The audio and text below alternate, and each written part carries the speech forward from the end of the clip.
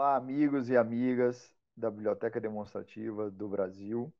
Hoje estamos mais uma vez aqui com vocês para falar de um tema fantástico, que eu acho que é um dos escritores controversos da nossa literatura, e trouxemos hoje três grandes especialistas, escritores, né, e escritoras, para falar de Charles Baudelaire, que este ano, 2021, completa 200 anos de nascimento.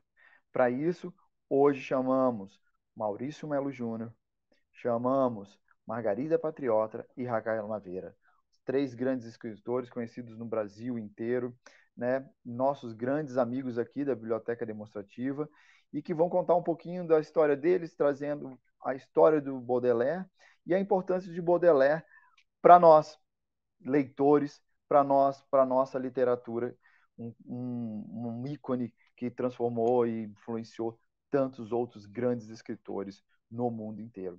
Sejam bem-vindos, meus amigos, à Biblioteca Demonstrativa e para mais um momento da nossa mesa, mais um bate-papo descontraído para o nosso público da biblioteca. Olá, muito obrigado pelo convite.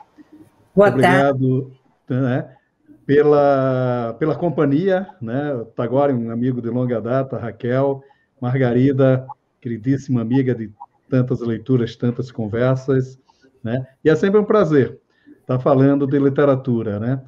O Oswald de Andrade que dizia, o grande modernista Oswald de Andrade, o grande poeta, o grande escritor, ele dizia: eu já falei de literatura no Sindicato dos Padeiros de Santos e na Sorbonne, né? Então, essa é a minha meta também, falar de literatura em todos os lugares, como Oswald de Andrade. Por isso que é sempre sempre um prazer estar falando de literatura com vocês. Ah, legal. Margarida e Raquel, façam aí suas introduções, já que o nosso amigo já fez, eu quero saber de vocês. Margarida. Bom, eu estou muito contente de estar participando, né, dessa conversa sobre Baudelaire, no ano de nascimento, do bicentenário, né, de nascimento dele. Eu me dediquei, o ano passado da pandemia, né, a traduzir os poemas de As Flores do Mal, né? Meu livro saiu há pouco, né? Aqui. Ah, mostre para nós, deixa eu ver com calma. Não mexa tanto para que a gente possa focar aí. Ah, que legal, lindo. Maravilha. Fantástico. Parabéns. Então, quer dizer... Está aqui, ó.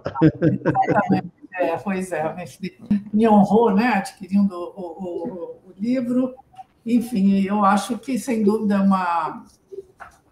trata-se de um autor que precisa ser lembrado, né, e que é lembrado mesmo que a gente não queira, e merece, eu acho, que essa mesa que nós estamos agora compondo, né? Então, muito agradeço aos que estão nos ouvindo. Muito obrigada pelo convite também de participar. Raquel.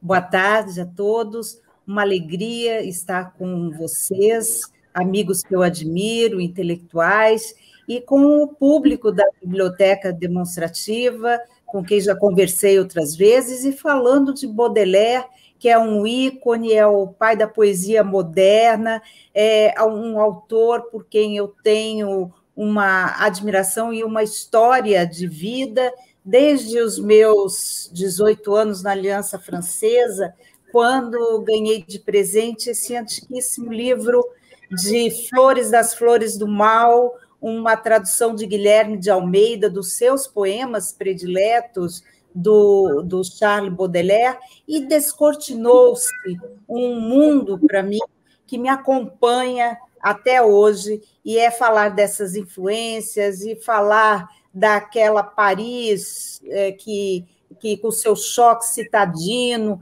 trouxe um brilho novo para a poesia de Baudelaire, que nós estamos aqui hoje e vamos conversar sobre Baudelaire.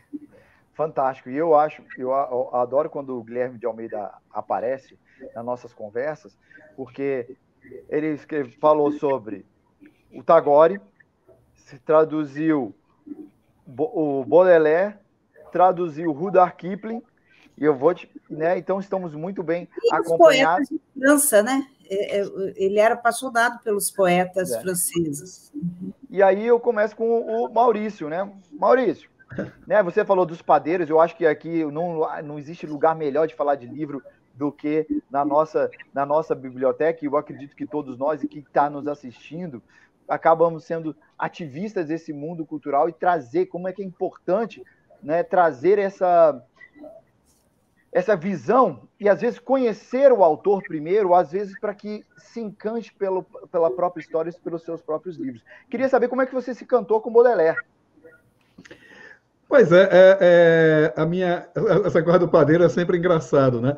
Portugal, você é filho de português, você sabe disso, Taguari. Em Portugal, as antigas livrarias se chamavam de padaria espiritual, né? Eu acho um nome belíssimo, né?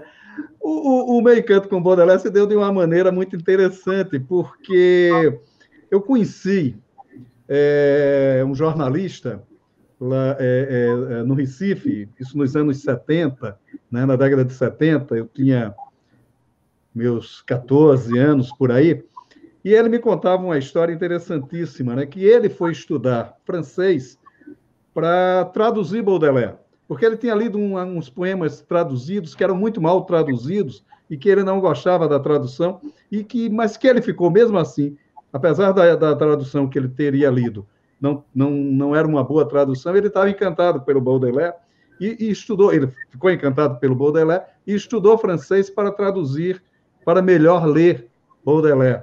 Me falava muito de Baudelaire. E eu encontrei uma edição, não é essa, mas era essa mesma edição que saiu pela Abril Cultural. Essa aqui já é dos anos 80, mas lá nos anos 70 já tinha essa edição, que é uma tradução muito boa do Jamil Hadar, né? E que é uma tradução muito boa do Baudelaire, muito interessante. E eu li, e aí eu comecei não estudei francês para ler Baudelaire, o interesse foram outros, mas foi uma coisa que me encantou muito, né?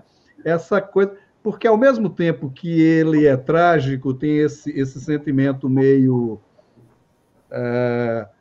não é de depressão, mas é o que eles chamavam de spleen, né? Que é uma certa melancolia, esse sentimento meio melancólico diante da vida mesmo. Ele tinha uma exuberância muito grande. Contraditoriamente, os poemas dele são de uma exuberância, de um protesto, o Albatroz, que é talvez o poema mais conhecido dele, é uma definição disso, né? De que mesmo na piores da condição, como fica o Albatroz ao ser caçado pelos marinheiros, há ressonância disso, né? O Albatroz continua a ser exuberante, que é o que é a comparação que ele faz com os poetas, que mesmo sendo pouco privilegiados, tem sua exuberância, tem a exuberância da sua arte. E é isso que me encanta em Baudelaire, né? E foi por aí que eu fui trilhando, né, as leituras de Baudelaire. Depois eu acho que a gente pode dar uma palhinha, né? Vocês três podem, se quiserem, dar uma palhinha de escolherem esse, porque eu sei, aí vou perguntar para Margarida.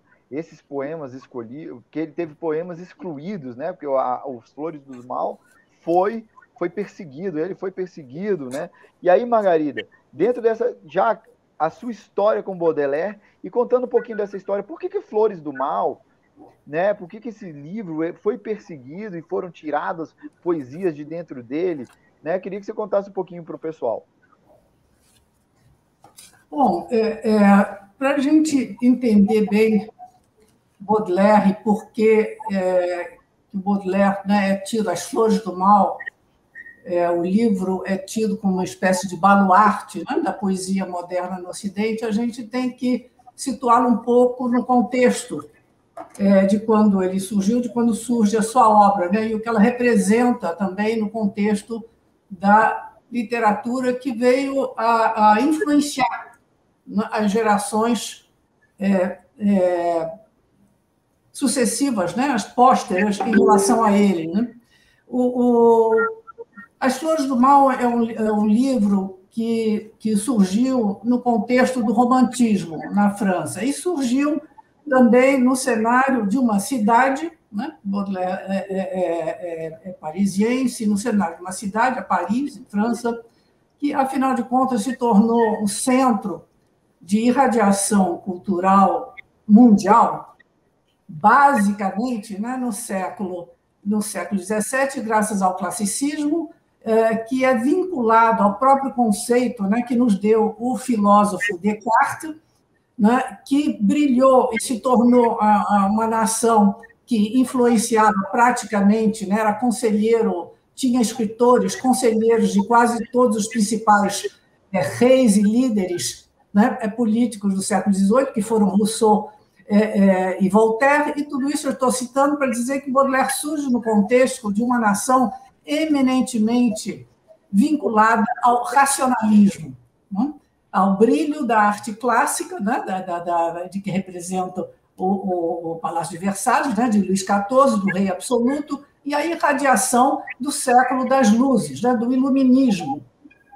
Então, dentro desse contexto, né? Ele surge no momento em que o romantismo, né? Se expande na França, na Inglaterra e na Alemanha, e num contexto em que justamente esse classicismo está sendo, né, superado por uma visão, uma mudança de ótica bastante grande, que em vez de, né, se acreditar que a literatura espelha a natureza humana e o homem universal, né, e o ser humano de todos os tempos, nós entramos já numa era nova em que o indivíduo passa a ser aquele que se expressa dentro de um contexto relativo, né? Uma relatividade individual. E em vez de uma cultura toda, de uma Europa voltada, né, para se inspirar em padrões greco-latinos, né, essa Europa, na virada, né, logo depois da Revolução Francesa, ela se volta para as suas origens medievais, para a sua nacionalidade e para o cristianismo, que está vinculado a essa nacionalidade, né? A cultura greco-latina é uma cultura pagã, né? Era em relação... Já a França, a Alemanha, a Inglaterra, posteriormente o Brasil, né? São países que vão se inserir, que vão nascer dentro de um contexto da religião cristã. Então, um dos conceitos, né, dos sentimentos principais assim da literatura romântica é o conceito de que o homem nasce inerentemente vinculado a uma espécie de doença, entre aspas, né? De uma doença do sentimento, e também da doença gerada pelo pecado original. Então, é o que nós chamamos, né, que veio a ser conhecido pelo mal do século. Então, dentro desse conceito, desse contexto, surge, né, a poesia do livro As Flores do Mal, que praticamente é o único livro de Baudelaire. E o que é mais espantoso é que um país vinculado a uma literatura de fundo, né, de fundo racionalista, de fundo clássico, e no século XIX vinculada muito, né, na narrativa ao realismo, e pouco, entre aspas, assim, pouco poético até então, vai dar um livro de poesia que vai ser o livro mais influente da literatura ocidental no final do século XIX, que é a base do movimento dos simbolistas e, futuramente, né, dos movimentos de vanguarda, do surrealismo, enfim, de toda a poesia moderna, né? Então, As Flores do Mal vão exacerbar o mal do século. Nós podemos dizer que o Baudelaire, a força dele é que esse livro que ele publica, reunindo os poemas que ele já tinha publicado em algumas revistas, né? Mas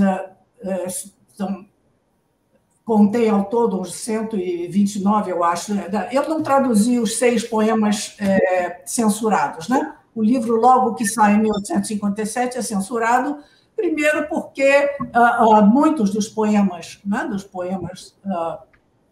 que compõem essa coletânea, são poemas, né, de cunho satânico, né, que apresentam infrações, né,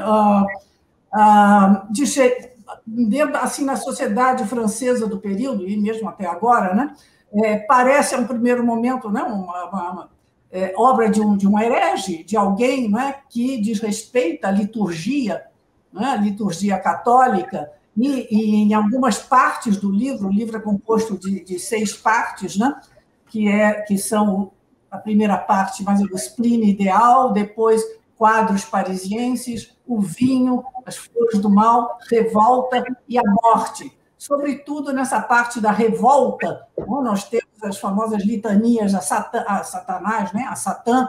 Então, tudo isso foi considerado um atentado aos bons costumes. Então, alguns 6 poemas foram retirados. Esse livro saiu em 57, mas o Baudelaire retirou os 6 poemas.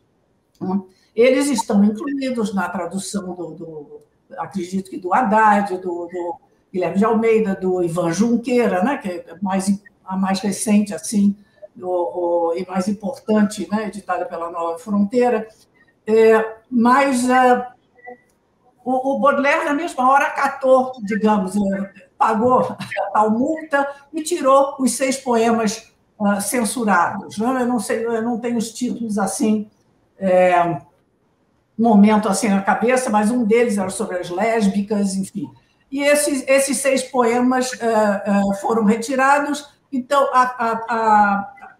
as Flores do Mal, e na maioria das vezes é traduzida, hoje em dia, são as de 1861.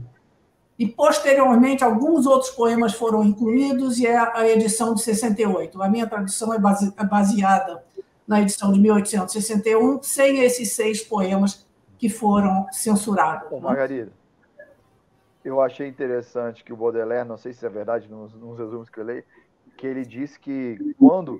já era um marqueteiro também, né? Porque quando ele teve os poemas retirados e ele publicou novos, outros no lugar, ele falou muito melhores do que edição com melhores do que aqueles que foram suprimidos, para gerar uma curiosidade nas pessoas, que eu falei, interessante. Já era um marqueteiro nato, né?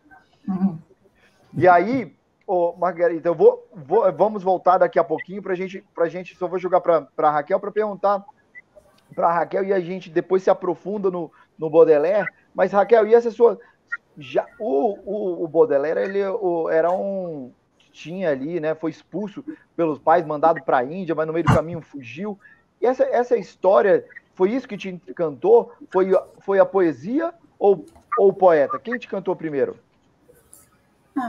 A poesia e o poeta estão juntos, um está ligado ao outro, e essa parte que você colocou é muito interessante. Ele foi mesmo um adolescente inadequado, rebelde, ele não aceitava o casamento da mãe por quem ele tinha uma fixação, ele não aceitava o padrasto, e aí o padrasto resolve mandá-lo, depois de ter passado por um colégio, um liceu, para a Índia.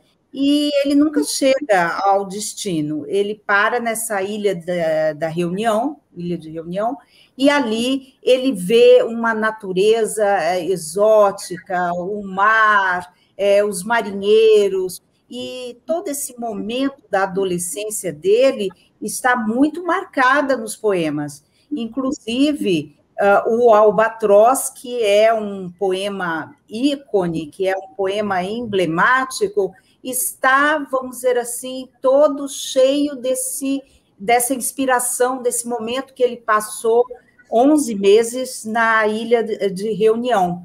E eu vou aproveitar, eu vou ler o Albatroz, que eu acho importante, para mostrar, talvez também, já no Albatroz, essa problemática de spleen e ideal, ou seja, ao mesmo tempo, o spleen, uma espécie de desgosto, de depressão, de uma tendência ao drama, de uma tendência a pensamentos macabros, cruéis, e, ao mesmo tempo, l'ideal, a vontade de alçar voo, de estar em outro mundo espiritual. Essas duas vertentes, uma que é em direção a Deus, em direção a uma elevação espiritual, que é bastante gradativa, e outra que é em direção a Satã, que é em direção ao mal, que é animal e que é uma certa alegria de descer a abismos, como ele realmente fez. Só também lembrando que ele morreu aos 46 anos, muito jovem, e ele morre já com um peso assim de velhice precoce, de um medo da morte muito grande por causa da sua vida de excessos. Mas eu vou ler, então, o Albatroz, que é um poema inspirador e emblemático para todos nós. Só para a gente já estar falando... isso que eu ia perguntar, a tradução. De quem é a tradução? É de Guilherme de Almeida, das Flores do Mal. O Albatroz. Às vezes, por prazer, os homens de equipagem pegam um albatroz, enorme ave marinha que segue, companheiro indolente de viagem, o navio que sobre os abismos caminha. Mal o põe no convés, por sobre as pranchas rasas, esse senhor do azul, sem jeito e envergonhado, deixa doridamente as grandes e alvas asas, como remos cair e arrastar-se a seu lado.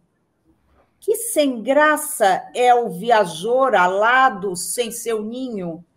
Ave tão bela, como está cômica e feia.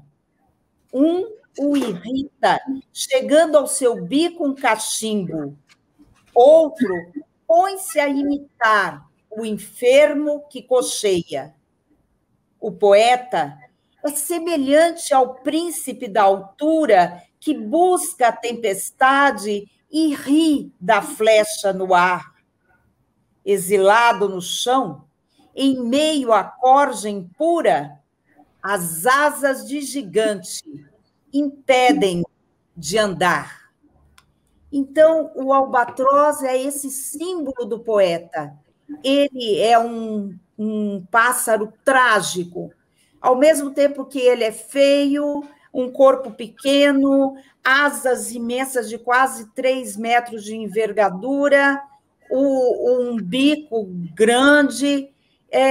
Ele, quando está ali, em meio à multidão, em meio à terra, em meio exilado, estrangeiro, inadaptado, ele se sente esquisito, ele é alvo das brincadeiras atrozes ali daqueles marinheiros, e, no entanto, ele tem aquela sede de alçar voo para as nuvens, como um príncipe das alturas. Esse é o poeta, esse é Baudelaire, entre o spleen e o ideal.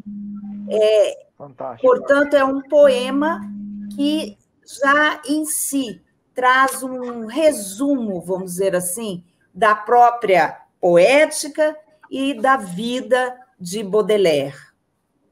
Interessantíssimo. E aí fica a sugestão, né, Raquel e Maurício? Fica a sugestão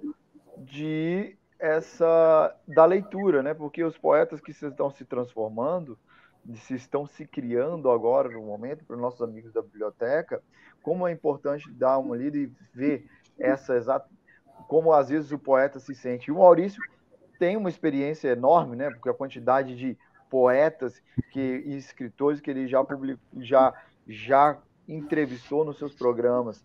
E aí, Maurício, eu perguntei para a Raquel, né, sobre essa ligação aí dela, o que ela admirava mais, o que a atraiu, né? Se era o poeta ou a poesia, e o que vem antes. Para você, né, hoje, né, olhando para o Baudelaire, né, e essa dicotomia que ele consegue trazer, você vê hoje isso, o Baudelaire influenciando novos escritores? Olha, a força do Baudelaire é tanta que ele influencia um dos principais poetas da língua portuguesa, infelizmente esquecido, ele morreu nos anos 60, com um pouco mais de 20 anos de idade, que é o Carlos Pena Filho. Carlos Pena Filho era um poeta, era um jornalista, morava no Recife, teve uma morte trágica, né? Ele morre em 51, porque em 60, né? Nos anos 60, ele estava indo ao aeroporto para entrevistar o candidato à presidência da República, Jânio Quadros, quando sofreu um acidente de carro e foi. Mas ele era um grande poeta. Era um poeta capaz de escrever uma coisa como... Ele faz um poema para o Pedro Álvares Cabral, que ele diz assim: tenho a guiar-me o vento e o puro acaso, e o acaso é Deus. Quer dizer, é uma coisa muito forte, a poesia dele é forte. Mas veja o que é que ele escreve sobre Charles Baudelaire. Carlos também, embora sem flores nem aves, vinho nem naves. Eu te remeto este soneto para saberes, se acaso leres, que existe alguém no mundo, 100 anos após, que não vaiou e nem magoou o teu albatroz. Coisa linda, né? Coisa forte. Aí, para você ver a força desse poeta, Vinícius de Moraes escreveu um bilhete para... Pouca gente sabe disso, o grande Vinícius, o imenso Vinícius de Moraes, ele escreve um bilhete para Baudelaire. Veja que coisa linda também aqui, ó. Poeta, um pouco à tua maneira e para distrair o spring, que estou sentindo vir a mim, em sua ronda costumeira, folheando-te, reencontro a rara delícia de me deparar com tua sordidez preclara na velha foto de Carjá, que não revia desde o tempo em que eu te lia e te relia, a ti, a Verlaine e a Rimbaud. Como passou depressa o tempo, como mudou a poesia, como teu rosto não mudou.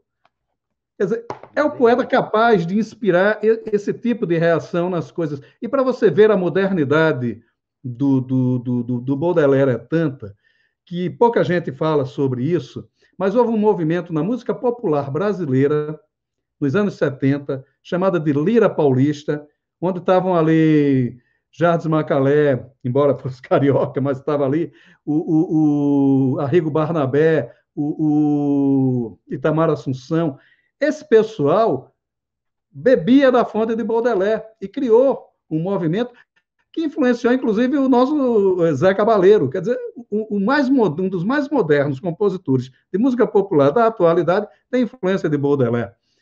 A força desses poemas é tanta, mas é tanta, que eu vejo frequentemente reflexo, e até curiosamente, eu fui reler Baudelaire por conta da tradução da Margarida Patriota. Diga-se de passagem, uma tradução maravilhosa.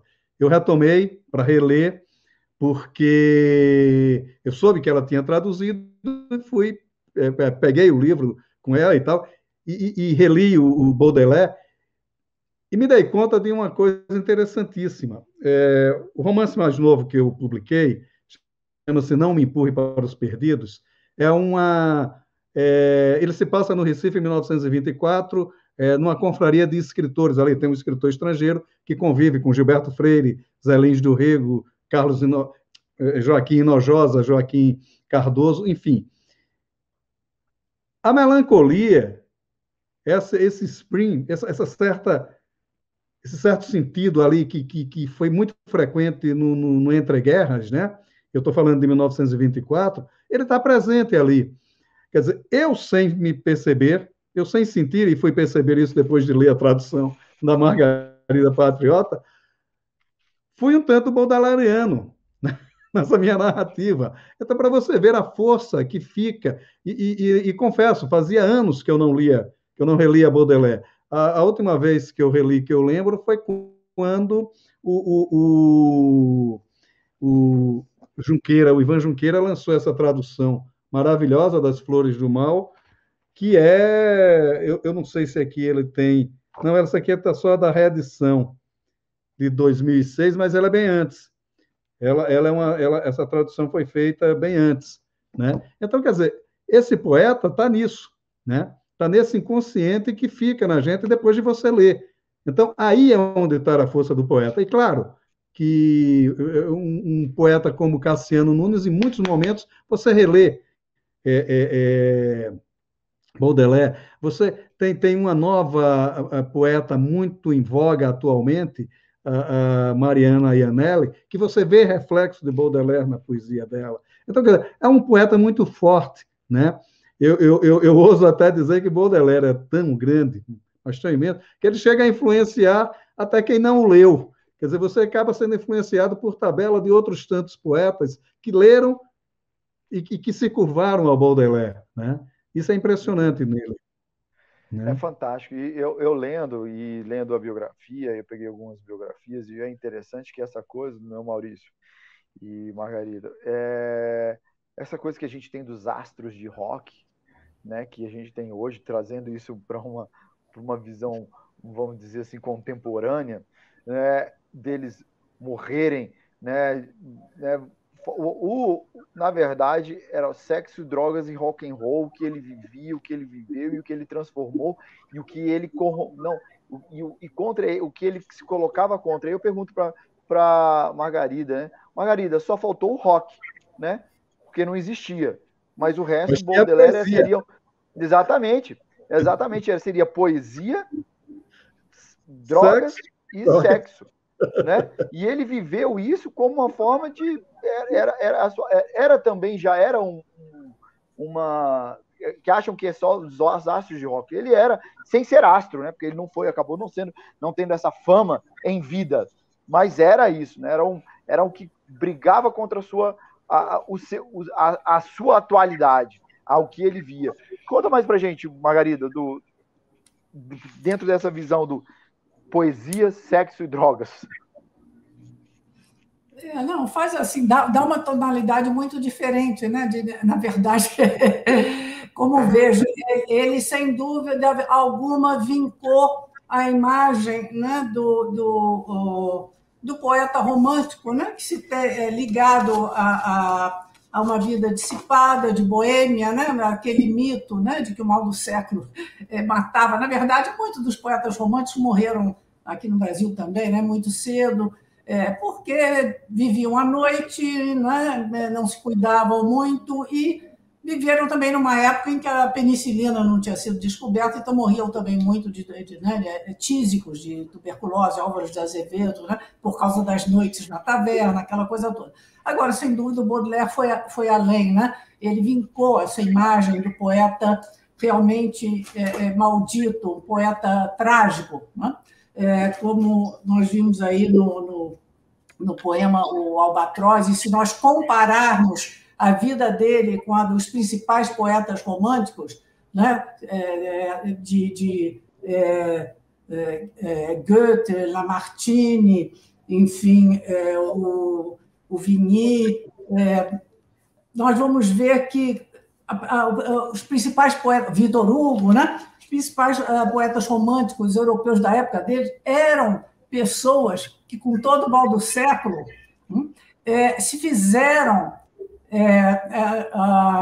digamos assim, na vida profissionalmente, né? Foram deputados, senadores, ministros, então tiveram uma vida assim profissional de êxito, ao passo que, sem dúvida alguma, o Baudelaire, primeiro que nunca trabalhou, né? No que ele se torna, rapaz, ele teve esse trauma, né?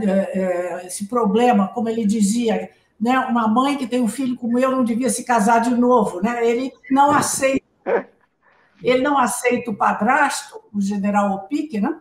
Que, ao contrário dele, né, é um padrasto que não maltratava de jeito nenhum, era um sujeito de sucesso, de êxito, né? Basta dizer que ele ganha a Legião de Honra, ele vai ser general, ele vai ser senador, ele vai ser embaixador da França em Madrid, e a ascensão, né, desse padrasto vai na linha inversa da decadência do Baudelaire, que se entrega depois que ele volta da Índia, né, dessa tentativa que a mãe e o padrasto fizeram de levá-lo, tirá-lo um pouco da França, dessa vida dissipada e promíscua que ele estava levando, ele volta e, aos 21 anos, ele pode sacar a herança que o pai dele deixou. Né? Porque o pai dele, na verdade, quando ele nasceu, já era sexagenário, a mãe tinha 28 anos. Né?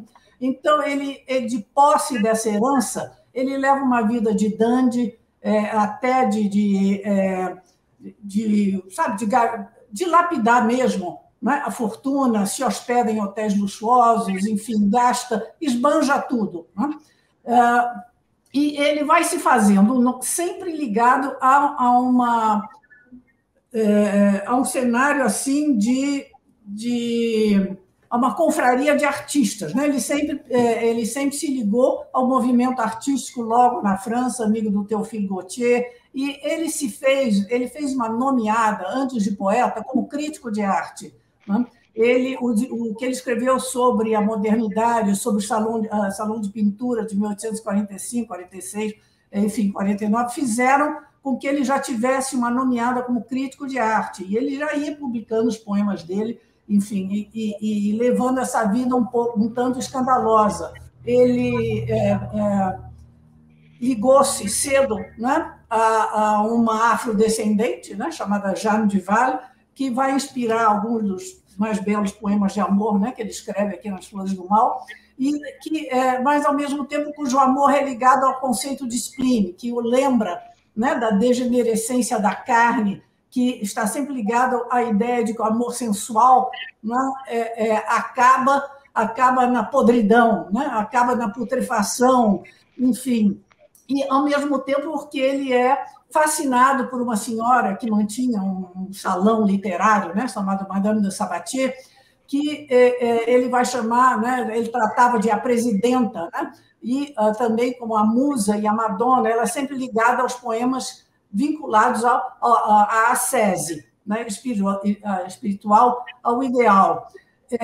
Baudelaire, então, no que eu estava falando de posse, né, desse dinheiro, chega a tal ponto que o padrasto e a mãe conseguem, mediante ordem da justiça, né, sustar o uso do dinheiro que ele recebeu do pai e impõe ao Baudelaire uma mesada mais ou menos módica. Eu não saberia dizer quanto representaria hoje em reais, mas algo com que ele vai ter que se conformar até o fim da vida. E tanto ele quanto a Jeanne Duval, né, com quem ele vive, até maritalmente, porque ele até a apresentava, né, como sua mulher, eles vivem uma relação amorosa, longa, de certa maneira, né, mas, ao mesmo tempo, muito, muito atormentada, muito tormentosa, com separações e voltas, enfim. E ela também, os dois vivem na pele essa questão da decadência em função de Eros, né, e do vício. Quer dizer, não é só retórica, não é um motivo literário, né, que ele trata, não. É algo vivido na pele. Né? A Jeanne Duval, com 40 e poucos anos, ela está hemiplégica por causa da sífilis, e o próprio Baudelaire, morre aos 46, e ele já também, né, contrai a sífilis, e ele sente, né, ele se sente muito doente, a doença vai progredindo, né, de forma, e em vez de tratar a doença, ele trata com opioides, né, digamos, com drogas. Né? Então, tanto que ele escreve um livro chamado Os Paraísos Artificiais. Então, nós vemos que, nesse aspecto assim da vida, da biografia, né, dessa existência que explica assim, as Flores Mal, nós vemos que ele dá um passo além em relação aos arquétipos do poeta romântico, né, que lidava muito assim com o tema, né, do fugere urbem, quer dizer, fugir da cidade, né, e procurar o campo, né, o campo que seria um bálsamo, né, para a dor humana no caso, né, o poeta romântico típico se achava águia e condor e profeta, mas mal compreendido pela sociedade, ao passo que, como vimos no poema O Albatroz, o Baudelaire, né, já diz claramente não, que o poeta é um pássaro canhestro, né, é um pássaro gauche. ele só é belo quando ele está no ar, que é o elemento dele, no éter, né? Do momento que ele está no convés do navio, os marinheiros e o espezinho, ele é um pássaro que tem asas enormes e tem os pés, patas desproporcionais, muito feios, ele só anda claudicando. Então, acaba sendo um passo dentro, na realidade prosaica da vida, ele é um inadaptado, né? O Baudelaire, como eu disse, nunca chega a trabalhar, ele vai se conformar, ele vai viver, ele mesmo dizia, ele vivia em buracos, em pocilgas, mudava de casa o tempo todo, e ele teve que depois viver com esse dinheirinho mensal que ficou da herança do pai, né? Então, ele, sem dúvida alguma, que ele assim, do ponto de vista biográfico, estragou a sua saúde, né? Com ópio, haxixe, enfim, e também com uma vida muito promíscua, né? Porque ele contraiu sífilis e tanto ele quanto a Jaime Duval vão sofrer, né, as consequências dessa doença. Agora, por outro lado, né, o livro dele, em que ele justamente, né, diz que ele colocou toda a sua alma, todo o seu eu, né, todo o seu eu doído nele, e é o que dá realmente a força à coletânea, né?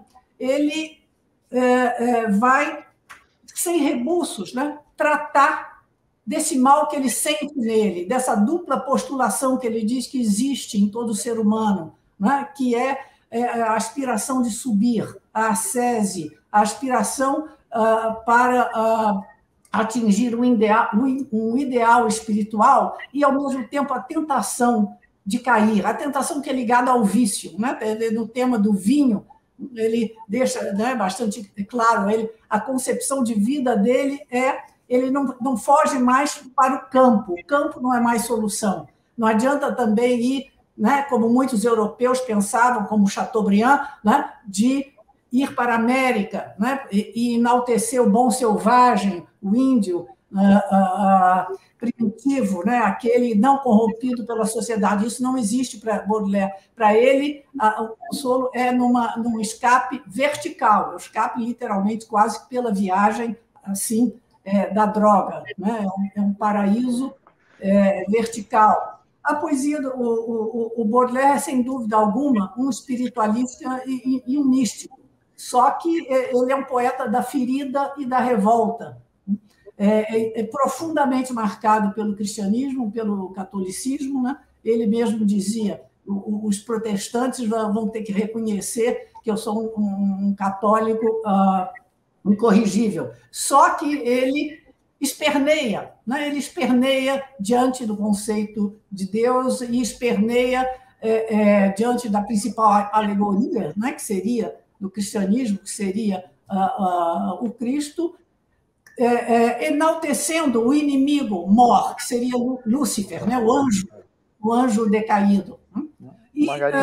E aqui, no caso, esse poema, o Albatroz, eu diria que é um poema, dentro do conjunto de As Flores do Mal, é um poema de feitura clássica, absolutamente clássico e bem dentro do quadro do poema do romantismo. O que eu quero dizer com isso? O poeta conta uma historieta, né? Frequentemente, né? Muitas vezes, brincando, os homens de equipagem pegam albatrozes, vastas aves dos mares, essa é a minha tradução, né? Que seguem indolentes companheiros de viagem, o navio a singrar por pélagos amargos. Ele conta uma historieta nas 3 primeiras estrofes. E depois dessa historieta em que ele diz, né, os marinheiros pegam esses albatrozes e começam a brincar, a espetar, a espezinhar o pobre coitado, só para debocharem, né? Debocharem do pássaro. Na última quadra, né, ele vem e diz, o poeta semelha o príncipe das nuvens, que arrosta a tempestade e caçoa do arqueiro. Exilado no solo, em meio às assoadas, suas asas de gigante impedem-no de andar. A questão das asas de gigante é bem romântica. O poeta romântico se acha um gigante incompreendido pela sociedade, né? Essa explicação da historieta está bem dentro do quadro do poema romântico, que faz com que o leitor tenha, ao ler, sinta assim, o triunfo da compreensão. Mas o que vai realmente mudar e revolucionar a poética moderna, né, se dá com o soneto Correspondências, né, e com os poemas, né, em que ele deixa de explicar o sentido da metáfora, da alegoria, da historieta que ele contou. E fica um ar de sugestão e de mistério no ar. Ô, Margarida. Vinculado ao misticismo muito forte. É impressionante você contando como isso ele realmente influenciou, né? E aí vou falar já com a Raquel, porque ela falar do Albatroz, mas como a gente ainda vê esse poeta, né? Nos nossos dia a dia, no nosso dia a dia, né, Raquel? Como Sim. Esse poeta se coloca como incompreendido, como esse poeta, como a gente passou, e eu acho que hoje a gente passou do romantismo, né, sei lá, do Augusto dos Anjos, por exemplo, que entra para um Edgar Allan Poe, onde eles vão nas profundezas da alma humana, né, e trazem, mas eu queria que você, Raquel, começasse com o spleen, né, que é essa querer ascender, né, aos céus, mesmo querendo viver o máximo que a experiência humana consegue nos dar, né? É impressionante esse marco das flores do mal, como que vai influenciar mesmo toda a poesia ocidental, toda a poesia moderna. Nós vamos começar assim pela temática. Por exemplo, até Baudelaire era impossível falar sobre o cotidiano, digamos assim, ou aqueles temas que pareceriam impossíveis caber dentro da poesia. Por exemplo, o poeta, quando ele faz o poema A Carniça. Como que uma carniça pode ser objeto de poesia? Essas cenas do cotidiano que ele coloca na poesia e temas fortes que eram chamados de apoéticos, isso está presente na poesia até os dias de hoje. E aí eu me lembrei, por exemplo, de um Cesário Verde, em Portugal, quando ele vai falar, por exemplo, do cheiro de peixe podre de Lisboa, ou o próprio Fernando Pessoa, com Álvaro de Campos, quando fala da sociedade industrial, dos operários, dos navios. Tudo isso é herança de Baudelaire, é um desenvolvimento. O simbolismo que veio depois, nós temos aí as correspondências, as sinestesias, os cheiros, o exotismo, as florestas de símbolos que o Baudelaire utiliza, tudo isso vai semear o próprio simbolismo. E esse conflito que foi falado do campo, da cidade, que o campo, então, tem o ar puro, tem as pessoas pobres, as mulheres bondosas, e que a cidade já é o que traz a corrupção, é o que traz a prostituição, é o que traz a mulher que mente, que trai. Isso está presente em Baudelaire e vai estar presente depois em todos os poetas, até o modernismo. E é interessante essas mulheres que marcaram a vida do Baudelaire. Nós temos a Jeanne Duval, que é, então, a serpente que dança, é a Vênus negra, a mulher que passa um sentimento de sensualidade, de volúpia, trazendo perturbações, é um relacionamento de quase 20 anos, mas todo cheio de perturbações, de doenças, de vícios. E temos a Madame Sabatier, que vai ser aquele vínculo espiritual, uma vai ser o spleen e a outra vai ser l'idéal. Ela é a que está à frente dos salões de Paris, juntando nos salões todos os poetas, os intelectuais da época, os pintores, e ela vai ser a Madonna, ela vai ser a musa, a guardiã tutelar, intelectual. Então, é um contraponto. Fora a mãe dele, que é muito importante também na poesia dele, Benediction, por exemplo, é o desejo de que a mãe o abençoe como poeta, mas, para Baudelaire, a mãe o amaldiçoa enquanto poeta. Ele poderia ter tido, como brilhante mente que ele tinha, poderia ter tido outro destino no trabalho, na sociedade, e ele vai escolher ser poeta. Então, a mãe não lhe dá a bênção como poeta que ele desejava, daí nasceu o Benediction. Então, essas mulheres são muito importantes e elas aparecem direto nas poesias que são dedicadas realmente a elas. E uma coisa interessante que foi falada é dandy, a palavra dandy. Baudelaire era um dandy. E o que vem a ser isso?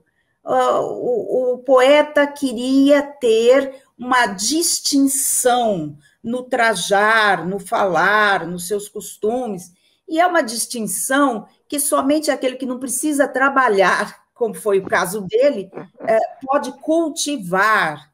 É tão interessante essa palavra e esse movimento quase do dandismo, que pegou muito Dom Juan, Castro Alves, que o Baudelaire ele vai escrever realmente o manual do dandy, o dandismo. Nós temos nesse livro aqui, Manual do Dandy, A Vida com Estilo, que é da editora Autêntica, nós temos 3 ensaios, Baudelaire, Balzac e D'Aurevilly, que falam sobre a figura do dandy, a elegância do dandy, que é uma elegância não apenas física, não apenas distintiva do seu caráter, mas é uma elegância de o poeta querer ser uma espécie de nobre, de cardeal das letras, de príncipe, é um encanto, é uma aspiração de sensibilidade, de imaginação à distinção. Sob a capa do dandy está um nobre, está o marquês, está o vampiro, está o poeta, está o aristocrata, aquele que vive na nata, vive entre os artistas.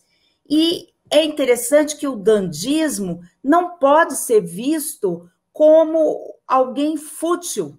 O dandismo não é uma futilidade, é também uma fuga da realidade em direção ao ideal.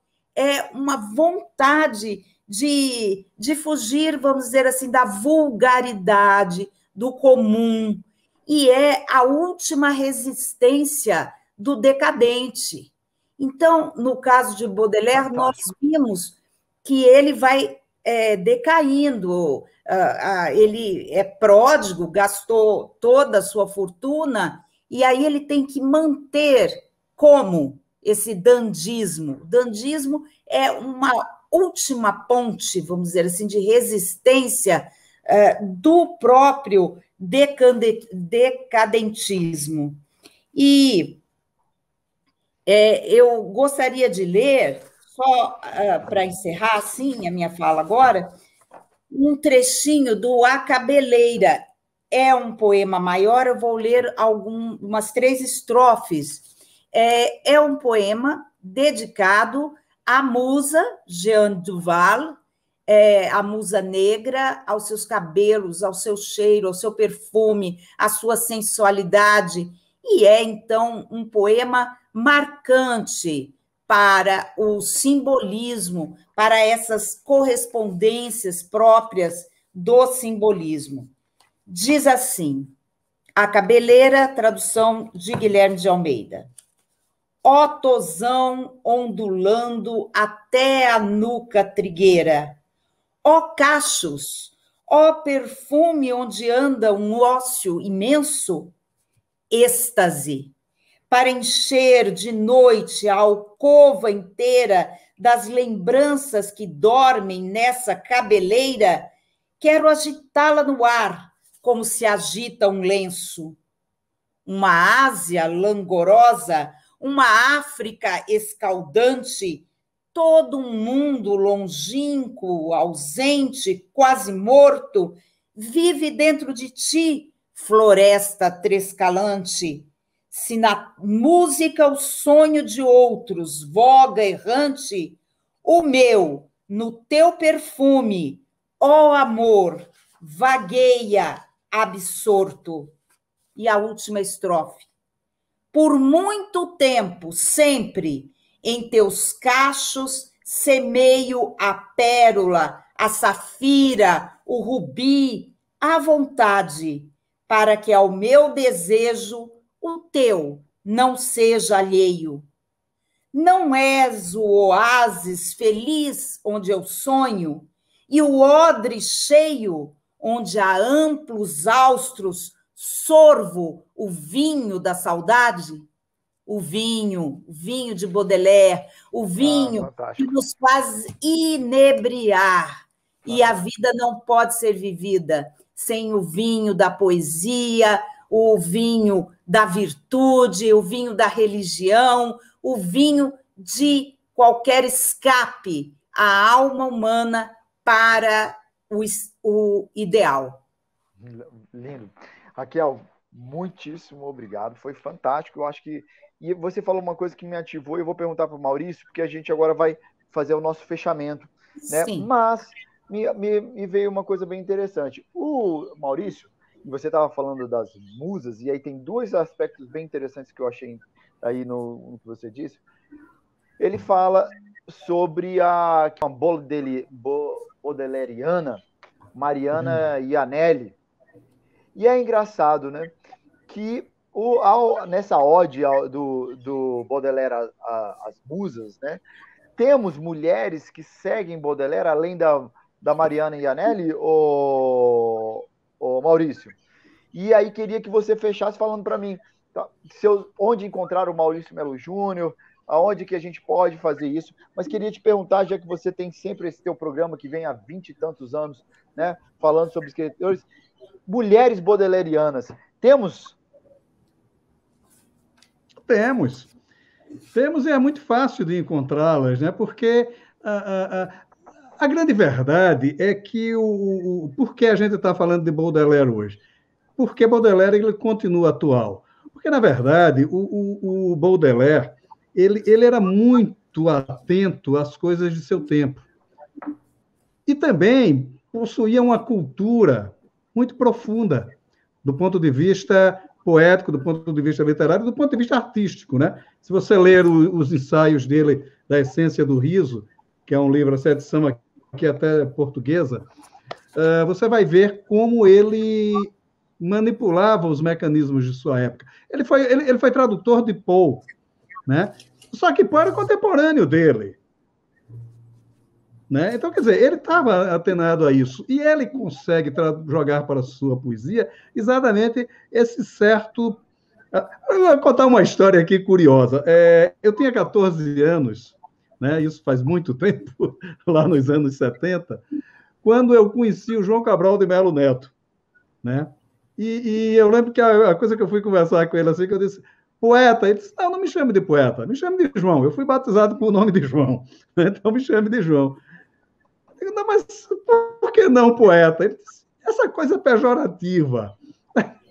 Todo mundo que fala de poeta fala no sentido pejorativo. Então, quer dizer, aquilo que o Baudelaire está dizendo lá atrás, quer dizer, reflete num poeta como João Cabral de Melo Neto, que também tinha uma cultura poeta profundíssima, né? Poética profundíssima. Então, todas essas pessoas que, de certa forma, estudam a poesia para fazer poesia, porque a gente também tem uma galera aí que nunca ouviu poesia, não sabe onde o galo canta e quer se dizer poeta, e infelizmente não são, né? Ou felizmente, não sei.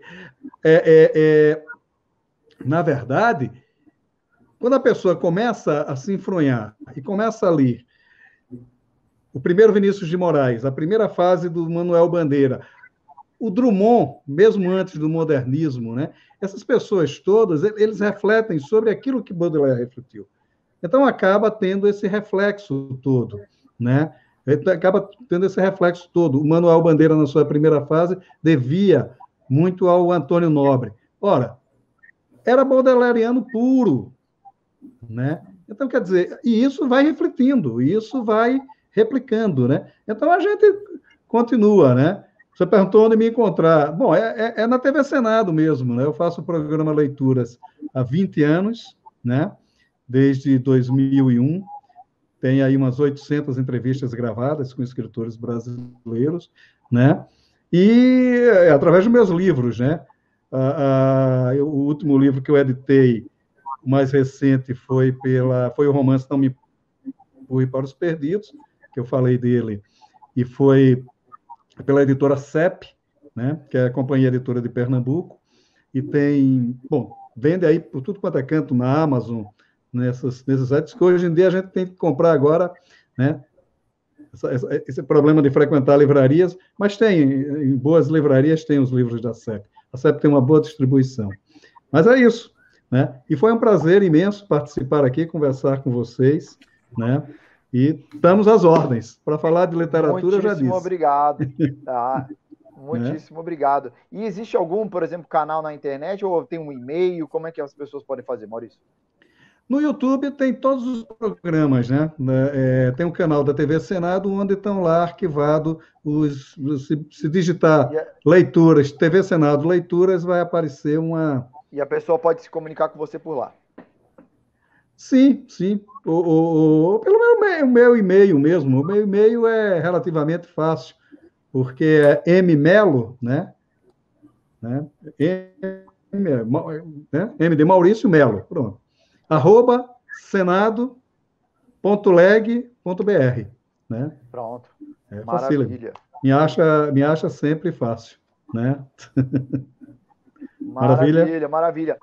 Margarida, esse dantismo, né? Esse que a Raquel falou, e eu fiquei curioso, depois aí, claro, eu acho que a gente não vai conseguir desenvolver, mas é um movimento que, não sei, eu acho que hoje não vemos tantos. E você, nesse dantismo, para a gente fechar essa... Dandismo. Dandismo. É do inglês, dandy, né? Ah, dandy. Ah, é do inglês. Uhum. Dandy. E esse dandismo, né, que é interessante, é porque a gente tem uma poesia que vem sendo masculina por muito tempo, e eu acho interessante a gente olhar por esse lado. Queria que depois você falasse para mim, claro, deixar aqui, mostrar mais uma vez teu livro, onde é que a gente pode adquirir, onde a gente encontra a Margarida. Mas conversar um pouquinho mais sobre isso, que eu achei extremamente interessante, porque é uma motivação de vida que é pouco dita, e eu sinceramente eu não conhecia. A Raquel lembrou bem, né? Aqui está um pouco o radicalismo, né, com que o Baudelaire vive, né, esse arquétipo, né, do poeta maldito, vai desembocar no final do século, né, na mentalidade, na filosofia do movimento decadente, né, da arte decadente, né? Então, os decadentistas, né, realmente não acreditam mais, né, nas possibilidades, de certa maneira, da civilização. Eles são refinados demais, né? O tal do decadentista típico ali, do dandy, né? O tal do Barão do Montesquieu, né? Que eles pintam... Enfim, eu não quero aqui comparar. Hoje em dia, essas conotações, ou essas práticas, né, têm um conteúdo diferente, mas naquela época, né, já era assim, algo bastante escandaloso, pintar o cabelo de verde, usar roupas com brilhantes assim, brilhantes no sentido de paetês ou coisas assim, né? Empregados ao paletó, e, enfim, lenços extravagantes, e uma moda, né, para chamar atenção sobre si, era vinculado, né, a essa ideia assim, de resistência da arte pela arte. Né? Com Baudelaire também nós temos que ver, né, que não há, né, a arte, ela se volta muito para ela mesma, ela não está mais com preocupações, quer se isentar de preocupações éticas, outra que não seja, né, a verdade, que não seja a verdade do poeta, e a busca, né, da sua transcendência espiritual, porque eles buscam uma transcendência, né? Eu gostaria só de lembrar aqui um pouco, né, que eu acho que é o fulcro, assim, o principal da grande mudança, a grande revolução que do ponto de vista não só da temática, mas da linguagem que o Baudelaire opera na tradição poética, está no fato, né, está contido, de certa maneira, resumido nisso, correspondências, né, quando ele pega e diz, né, que não só a natureza é um templo em que vivos pilares deixam, às vezes, vazar confusas palavras. A ótica dele é extremamente platônica. Ele acredita que o ideal, né, precede a existência e também vai existir, né, há um pós-vida. Tá? Muitos poemas deles estão vinculados a esse tema. Né? E o poeta é aquele, né, que descobre a fala das coisas mudas, que antevê esse além paradisíaco que ele conheceu, talvez, né, numa pré-vida, e almeja, né, o tema do exílio do poeta na Terra, querendo recuperar sua pátria espiritual perdida. E aí, né, no verso, quando ele diz: há perfumes frescos como carnes de crianças, doces qual aloboés, verdes qual pradarias, e outros corrompidos, ricos e triunfantes, ele está ilustrando, né, o postulado dele de que os perfumes, as cores e os sons se respondem, né, falam entre si. E isso é o que revoluciona a linguagem poética moderna, no sentido de que ele vai tirar a metáfora daquela sua base analógica, né, em que ela repousava tradicionalmente. Uma balança em posição de equidade nos faz pensar na justiça. Né? A pérola, né, um objeto cultuado na sociedade como algo belo, né? Frutos, vinculado, por exemplo, à ideia de uma mulher bela também, né? Ao passo que na poesia de Baudelaire, o que nós temos? Né? A bela tenebrosa, né? A mulher é um navio que zarpa. Então, são associações que não existiam naquela época. Né? Quando passas pela rua, és um navio que zarpa. Né? São as associações, ele cria um estranhamento imagético muito forte na época dele. Por quê? Porque ele vai... A metáfora não vai mais nascer tanto da analogia, mas de estímulos sensórios. A cor vai ter um valor moral, o cheiro vai ter uma cor, né? O tato vai ser sonoro, e assim por diante. E migrando, né, essas associações entre os campos, né, do olfativo, tátil, visual, né, e audível, ele abre o campo, né, de maneira assim, fundamental da linguagem poética. E também o tema, né, o tema essa tentativa de ampliar o campo, eu acho que é fundamental também, das belas letras, que eram, né, quando se concebia a literatura até então, ele tem um compromisso trágico, né, de vida com uma problemática que amplia o campo das belas letras, né, ou melhor, ele quer tragicamente se desgarrar, né, das belas letras para ampliar o campo das letras. Esse é que é o negócio. Né? Então, as flores, o campo florido em que a poesia, né, se inspirava tradicionalmente, embora o título dessa coletânea também seja Flores, mas Flores do Mal. Aliás, o título não foi ele que criou, foi uma sugestão, né? E não é só mal, vejam bem, não é só mal no sentido oposição a bem, né? Tem isso também, sem dúvida, mas é mal no sentido da doença, né? Porque em francês ele dedica ao Théophile Gautier o seu livro dizendo, né, ele dedica essas flores doentias, ces fleurs maladives, né? E o Théophile Gautier que sugere que ele dê o título, né, de As Flores do Mal para a coletânea.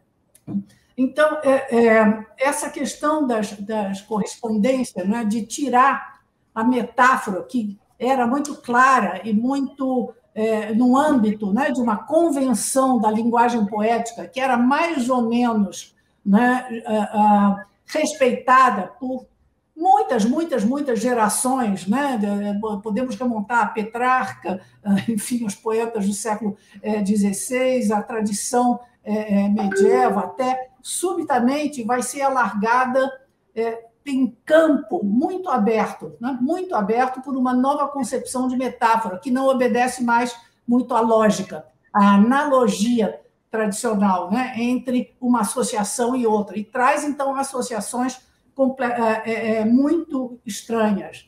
Para finalizar, eu gostaria de dizer que a minha tradução, né, isso é fruto de um projeto muito antigo meu. Eu lecionava curso de poesia francesa na Universidade de Brasília e boa parte, um mês pelo menos, né, do trimestre, eu me detinha na poesia de Baudelaire e eu traduzia de viva voz, né, de improviso mesmo, para os meus alunos. E eu sempre gostava da minha tradução, do que eu traduzia, né? Porque eu traduzia ao pé da letra. E aí, agora, com essa pandemia, né, tendo que ficar mais em casa, que por algum motivo isso desencadeou em mim um desejo de reler, mais do que ler, né? Eu peguei livros importantes para mim, comecei a reler, e aí peguei As Flores do Mal, comecei a reler, né, o livro, no caso do Ivan Junqueira, e de repente, comentando com meu marido, eu disse assim, eu ainda queria traduzir Baudelaire mais ao pé da letra. Sabe? Eu acho que, na verdade, ele é um poeta que rima, não é? Ele adota uma métrica popular e rimada, e você colocar isso em outra língua, você tem que o tradutor tem que operar um contorcionismo verbal muito grande. Queira ou não, você muda muito o sentido, né, do que o poeta diz. Então, o que eu fiz, né, está no subtítulo aqui da minha tradução, né, ao pé da fonte, né? As Flores do Mal ao pé da fonte. Quer dizer, eu traduzi respeitando a métrica na medida do possível, né? E também a estrutura das estrofes, mas eu me liberei, digamos assim, das constrições da rima, para poder respeitar o conteúdo. Então, eu acho que o poema fica mais claro, mais próximo do leitor brasileiro, e do leitor atual, porque o leitor atual de poesia não é mais tão vinculado à questão da métrica e da rima, né? Ele, de certa maneira, busca mais assim um estranhamento imagético, né? Uma percussiência de visão e associações semânticas inovadoras e originais. E tudo isso nós temos aqui um manancial quase que inesgotável, né? De percussiência de visão, de metáforas insólitas, né? E de estranhamento imagético, né? A gente lê o poema, é envolvido por uma magia um pouco, um feitiço, né? Ao mesmo tempo claro, ao mesmo tempo misterioso, porque Baudelaire introduziu, né, essa estética da comunicação velada, né? Não mais assim triunfantemente clara, né? Essa estética da imagem velada é o que foi muito herdado, né, pela modernidade. E eu lembro aqui que, no caso, né, das correspondências dessas novas associações imagéticas, quem põe em prática, né, num soneto também muito conhecido, num poema muito conhecido, né, que é uma espécie de aplicação, né, da teoria baudelaireana de que os perfumes, as cores e os sons se respondem, é o Rimbaud no poema das vogais, né, em que ele diz, que eu agora não sei de cor, mas basicamente ele diz que A, né, A branco, é vermelho, I preto, é verde, O, digamos, azul. Ele está atribuindo cores numa associação sensória que pode ser inteiramente diferente para a Raquel, para o Maurício ou para mim, digamos. Né? O A, para um, pode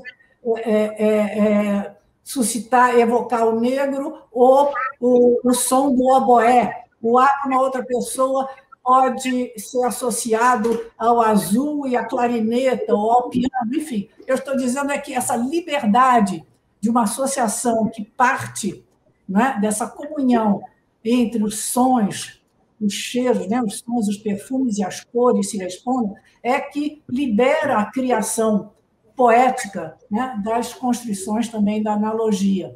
E foi por isso que, de uma obra que eu acho assim realmente das mais importantes, e é um livro que não é propriamente só uma associação de poemas, é realmente... Nós não podemos mais nos deter aqui, em função do tempo, mas é um livro que engloba um drama humano, né? É um livro que nos traz uma mensagem inquietante sobre a beleza, de onde vem a beleza, do bem, do mal. E, sem dúvida, no Brasil, eu acho que quem mais, para mim, né, quem mais fala a linguagem poética do Baudelaire é o Augusto dos Anjos. Foi um poeta que me influenciou quando eu era pequeno, e foi um dos primeiros que eu li, porque eu acho que a meninada jovem quer transgredir, e aí traz esse Augusto dos Anjos, e o Augusto dos Anjos ele é fantástico, né? E ele faz exatamente aquela mão que a mão que bate é a mesma que apaga. É a mesma que apedreja, né? E é fantástico. Margarida.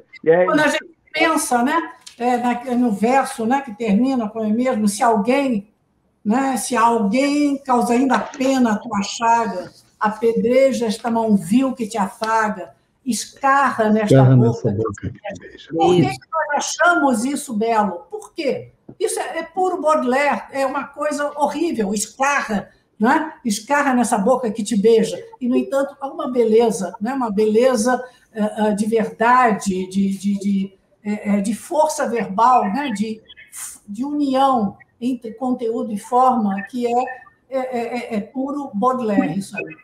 E de símbolo, né? E de símbolo significa coisas que você se conecta, né? E aí, Margarida, a gente não está podendo mais seguir. Eu acho que o nosso tempo está estourado, mas eu queria... Eu tenho um site, se quiserem informações a meu respeito, isso. Também tenho o meu site, né, que é só Margarida Patriota. Eu também, como o Maurício, né, fiz entrevistas, só que por rádio, com autores durante 20 anos, 21, né, de 97 até o ano passado, quando deixei ali o programa na Rádio Senado. Tenho meus livros, meus romances também, enfim, meus livros de poesia. E meu e-mail para algum contato é mpatriota48@gmail.com. Vou repetir, mpatriota48@gmail.com. Obrigada, audiência. Nós que agradecemos, brigadíssimo. Raquel, e você, né? Porque a gente estava falando na formação. Uma coisa que, só fazendo essa conexão para você, o Maurício disse uma coisa que eu acho que para ser poeta, porque a gente vê, tem que ler um Baudelaire. Não é verdade?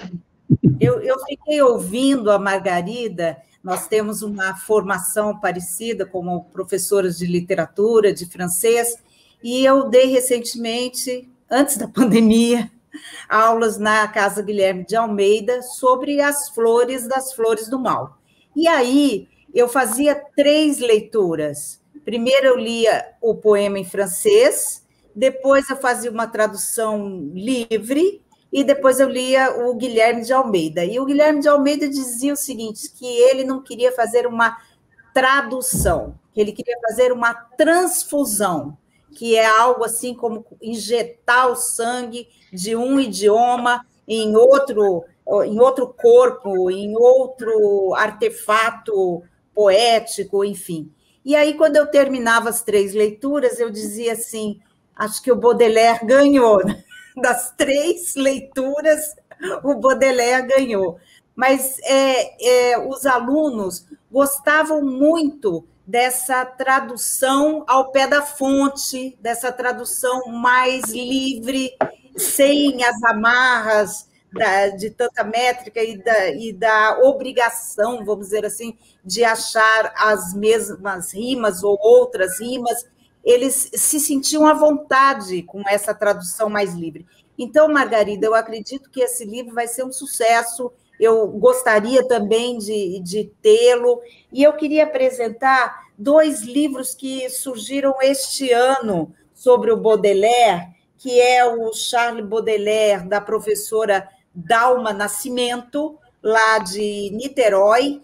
É muito lindo, é um livro de ensaios sobre os poemas do Baudelaire.